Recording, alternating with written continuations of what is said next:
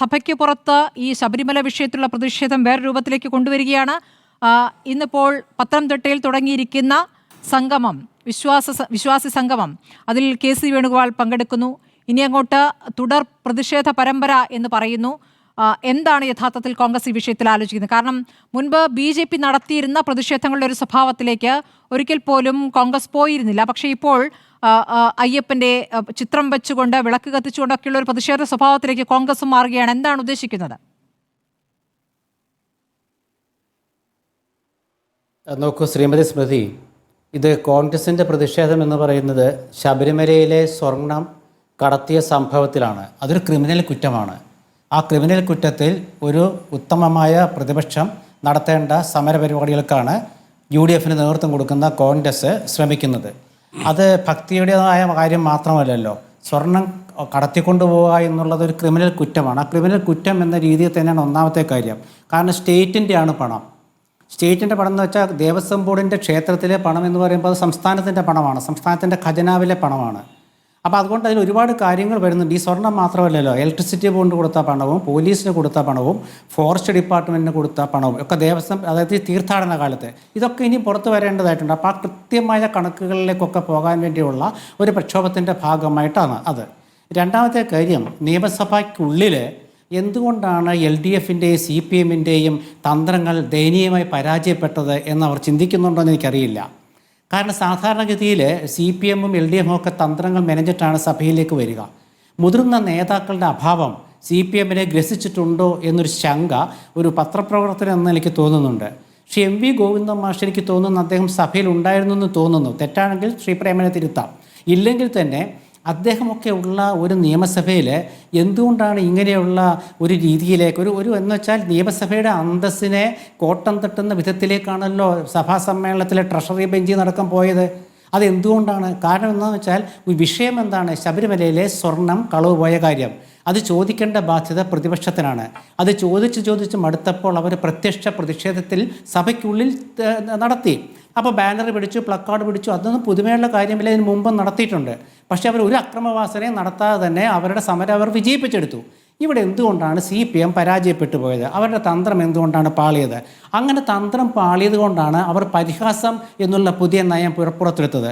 ഞാൻ കഴിഞ്ഞ ദിവസം പറഞ്ഞിരുന്നു, ഇവരെ നുണയായുധമാക്കുക, അശ്ലീലമായുധമാക്കുക, ഇപ്പോൾ പരിഹാസമായുധമാക്കുക. നോക്കൂ ശ്രീമതി സ്മൃതി, കഴിഞ്ഞ 2-3 ദിവസമായിട്ട് നമ്മൾ മുഖ്യമന്ത്രിയിൽ നിന്നും കാണുന്നു, അതുപോലെ തന്നെ മന്ത്രിയിൽ നിന്ന് കാണുന്നു, അതുപോലെ ഇന്ന് ഒരു അംഗത്തിൽ നിന്ന് കാണുന്നു. ഒരു ഭിന്നശേഷി എന്നൊക്കെ പറഞ്ഞാൽ ഒരു 2 കയ്യും ഇല്ലാത്ത ഒരാളെന്നൊക്കെ പറയുമ്പം ഈ നാട്ടിൽ എത്രയോ പേര് സങ്കടപ്പെടുന്നുണ്ടാകും. കഴിഞ്ഞ ആഴ്ചയല്ലേ ഒരു കുഞ്ഞിൻ്റെ കയ്യ് ഈ ആരോഗ്യവകുപ്പിൻ്റെ അനാസ്ഥ മൂലം നഷ്ടപ്പെട്ടത്? ആ കുഞ്ഞിൻ്റെ അമ്മ ഇത് കേൾക്കുമ്പോഴത്തെ അവസ്ഥ എന്താ? ഇതൊന്നും ഇവർ ആലോചിക്കുന്നില്ല. ഇവർ ചേർത്ത് പിടിക്കുകയല്ലേ?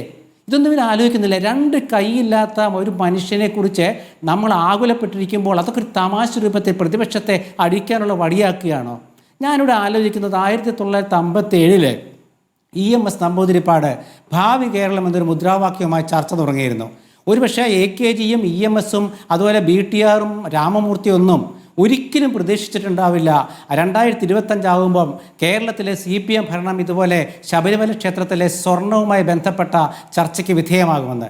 ആ ഭാവി കേരളം ഇതാണോ എന്നൊരു ചോദ്യം ഇവിടെ വരുന്നുണ്ട്. മറ്റൊരു കാര്യം, അദ്ദേഹം ഇപ്പോൾ കാന്തപുരം അത് വളരെ ഭംഗിയായി അവതരിപ്പിച്ചു. ഇവിടെ പ്രേംകുമാർ അവസാനം പറഞ്ഞു മുഖ്യമന്ത്രി അല്ല ആര് പറഞ്ഞാലും തെറ്റാണെന്ന്. പക്ഷേ അത് അദ്ദേഹം പറയാൻ 20 മിനിറ്റ് എടുത്തു.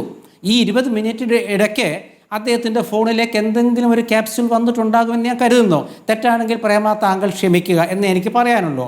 പക്ഷേ താങ്കൾ അങ്ങനെ പറയണമെന്നുണ്ടെങ്കിൽ അതിന് താങ്കൾക്കൊരു എന്തെങ്കിലും ഒരു ക്യാപ്സ്യൂൾ താങ്കളുടെ ഫോണിൽ വന്ന് കാണണം. അല്ലെങ്കിൽ താങ്കൾ ആദ്യം അതിനോട് പ്രതികരിച്ച അങ്ങനെയല്ലല്ലോ. ഇവിടെ ഈ ഒരു പാർട്ടിയിലെ നേതാക്കളെ പൊക്കാനും പൊക്കിപ്പിടിച്ച് മുദ്രാവാക്യം വിളിക്കാനും വാഴ്ത്തുപാട്ട് പാടാനും ആളുകൾ ഉണ്ടാവുകയും അങ്ങനെ സ്വയം പൊങ്ങിപ്പോകുന്ന ഒരു പാർട്ടിയിലെ പൊക്കത്തെക്കുറിച്ച് ചർച്ച വരും. അതങ്ങനെ ചർച്ച ചെയ്യുന്നൊരവസ്ഥയിലേക്ക് ആ പാർട്ടി എത്തും. അങ്ങനെ പൊക്കത്തെക്കുറിച്ച് ചർച്ച ചെയ്യുമ്പോൾ നാളെ ഒരു പക്ഷേ പൊക്കമില്ലാത്തവരെല്ലാം ഈ പാർട്ടി വിട്ടുപോവുക എന്നൊരു പക്ഷേ അവർ പറഞ്ഞാലെന്ത് ചെയ്യും? അപ്പോൾ ഈ പൊക്കം എന്ന് പറയുന്നത് നജീബ് പറഞ്ഞ പോലെയല്ല ഞാൻ കാണുന്നത്. ഒരുപാട് പൊക്കമില്ലാത്ത നമ്മുടെ നാട്ടിലുണ്ടല്ലോ. അതായത് പൊക്കം എന്ന് പറയുന്നത് പ്രകൃതിയുടെയും അതൊരു ശാരീരികാവസ്ഥയും ജന്മനാ ഉള്ളതുമാണ്. അതും രാഷ്ട്രീയമായിട്ട് എന്താ ബന്ധം? നമ്മുടെ നാട് ഭരിച്ചവരെ, കേന്ദ്രം ഭരിച്ചവരെ, എന്തിന് സാഹിത്യ സേവന രംഗത്ത് എത്രയോ പേരുണ്ട്. അത് പരസ്യമായി പറഞ്ഞാൽ കുഞ്ഞുണ്ണി മാഷല്ലേ. അപ്പം ഞാൻ എൻ്റെ സുഹൃത്തായ ശ്രീ പ്രഭാവർമ്മ, അദ്ദേഹം മുഖ്യമന്ത്രിയുടെ ഉപദേശകനാണല്ലോ, അദ്ദേഹത്തോട് എനിക്ക് പറയാനുള്ളത്, ഇത്തരം അവസരങ്ങളിലൊക്കെ ഈ കാര്യങ്ങളിലൊക്കെ ചില കവിതകളൊക്കെ അദ്ദേഹത്തിന് മുഖ്യമന്ത്രി ചൊല്ലി കേൾപ്പിക്കണം. കാരണം ഇതൊക്കെ ഒരു സഭയിൽ ഇതൊക്കെ ആവശ്യമാണ്. പത്രോപദേശം എന്ന് പറയുമ്പം ഇതൊക്കെ പറയേണ്ടതാണ്. അപ്പോൾ അങ്ങനെ വരുമ്പോൾ ഈ പൊക്കമില്ലാത്തൊരവസ്ഥയെക്കുറിച്ചൊക്കെ ഒരു നിയമസഭയിൽ പറയേണ്ട വേള ഈ ശബരിമല സ്വർണ്ണക്കടത്തുമായി ബന്ധപ്പെട്ടാണോ? ചോദ്യം എന്താണ്? ശബരിമലയിലത്തെ സ്വർണം എവിടെ പോയി? അതിന് ഉത്തരം നൽകേണ്ടത് എന്താണ്? മുഖ്യമന്ത്രി നൽകിയ ഉത്തരം എന്താണ്? അതായത് കുറ്റവാളികൾ ശിക്ഷിക്കും. കുറ്റവാളികളെ രക്ഷിക്കുന്ന ആരെങ്കിലും പറയുമോ? കുറ്റവാളികളെ ശിക്ഷിക്കുന്നുള്ളത് മുഖ്യമന്ത്രി പറയേണ്ട കാര്യമല്ല. അവിടെ സ്വർണം എവിടെ പോയി?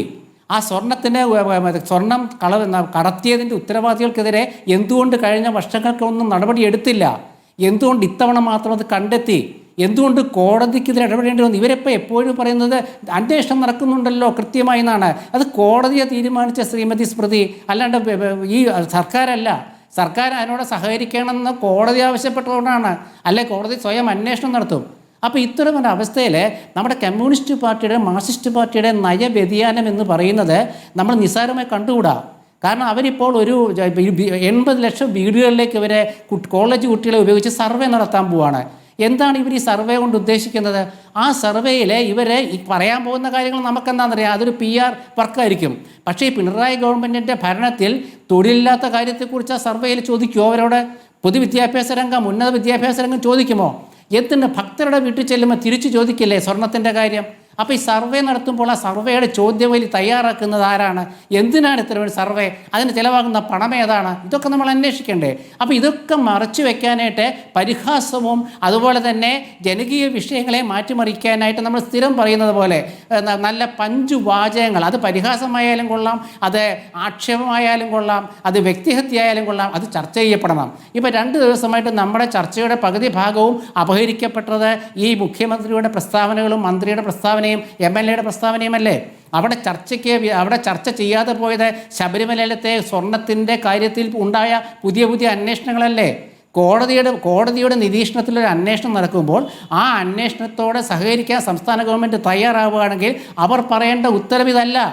അത് ഈ ശാരീരികമായ ഒരു മനുഷ്യൻ്റെ, ഒരു MLA-യുടെ, അത് വനിതാ MLA ആണോ പുരുഷ MLA ആണോ, നമുക്ക് ആരെ വേണേൽ കരുതാം. ഇന്നലെ അവിടെയുള്ള 5 MLA-മാരിലൊരു വനിതാ MLA-യും ഉണ്ടായിരുന്നു. അപ്പോൾ ആരെക്കുറിച്ചാണെന്ന് നമുക്ക് ഓരോരുത്തർക്കും അവരവരുടെ ഇഷ്ടത്തിനനുസരിച്ച് വ്യാഖ്യാനിക്കാം. പക്ഷേ മുഖ്യമന്ത്രി അങ്ങനെ പറഞ്ഞിട്ട് അദ്ദേഹം ഡൽഹിക്കാണ് പോയത്. അദ്ദേഹം ഡൽഹിയിൽ പോയിട്ട് കേന്ദ്ര ആഭ്യന്തരമന്ത്രിയെ കണ്ടിട്ടുണ്ട്. അപ്പോൾ നമ്മൾ ആഭ്യന്തരമന്ത്രിയെ കാണുന്ന കാര്യം നമ്മളുടെ ശ്രദ്ധയിൽ ഉണ്ടായിരുന്നില്ല. കാരണം അത് വേറെ സംസ്ഥാനത്തിൻ്റെ വികസനം എന്നൊക്കെയാണ് പറഞ്ഞിരുന്നത്. ആഭ്യന്തരമന്ത്രിയെ കണ്ട ശേഷം മുഖ്യമന്ത്രി തിരുവനന്തപുരത്ത് എത്തുമ്പോൾ ഒരു പുതിയ പ്രസ്താവന നമ്മൾ പ്രതീക്ഷിക്കാൻ വേണമെങ്കിൽ. കാരണം എന്താണെന്ന് വെച്ചാൽ കേരളത്തിൽ ഇതാ UDF അധികാരത്തിലേക്ക് എത്താൻ പോകുന്നു എന്നൊരു സന്ദേശം CPM-ന് കൊടുക്കേണ്ടി വരും. കാരണം എന്താണെന്ന് വെച്ചാൽ കോൺഗ്രസ് ഇവിടെ അധികാരത്തിൽ വരാൻ പാടില്ല എന്നാഗ്രഹിക്കുന്ന 2 കൂട്ടരല്ലേ ഉള്ളൂ.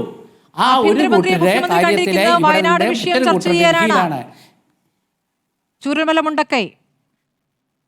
ആയിക്കോട്ടെ, ആഭ്യന്തരമന്ത്രി വയനാട് വിഷയം ചർച്ച ചെയ്യുന്നതിൽ പ്രധാനമന്ത്രിയും ആഭ്യന്തരമന്ത്രി ഏത് മന്ത്രിമാരായിട്ടൊക്കെ ചർച്ച ചെയ്യാൻ കുഴപ്പമില്ല.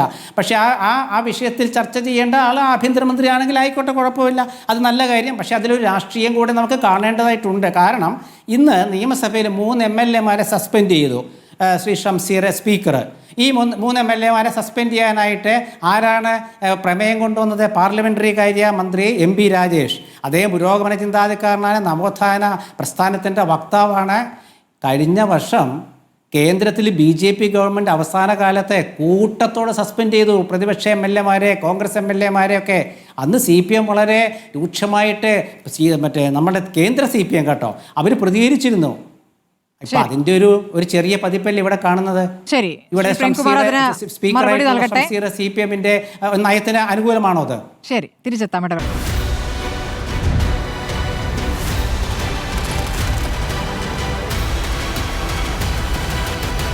Debate with Smriti Paruthikad.